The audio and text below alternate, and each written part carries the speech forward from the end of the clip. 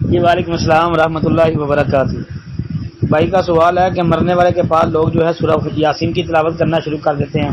حاجی ابو داؤد وغیرہ کے اندر حدیث آتی ہے کہ مرنے والوں کے پاس جو ہے سورہ یاسین کی تلاوت کرو، ماقل بن یسار رضی اللہ عنہ کی حدیث ہے، لیکن وہ روایت ثابت نہیں ہے، ضعیف روایت ہے۔ اس لیے مرنے والوں کے پاس سورہ یاسین کی تلاوت نہیں کرنی چاہیے، بلکہ مرنے والے کے قریب کلمہ پڑھنا چاہیے، لا الہ الا اللہ۔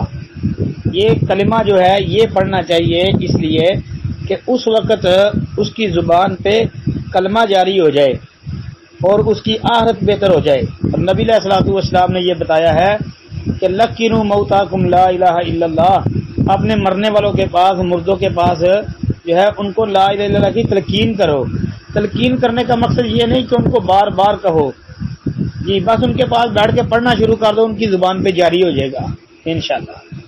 تو یہ تعلیم ہے نبی علیہ السلام کی۔ سورہ یاسین پڑھنے کا ذکر کو نہیں حدیث میں آتا۔ السلام علیکم۔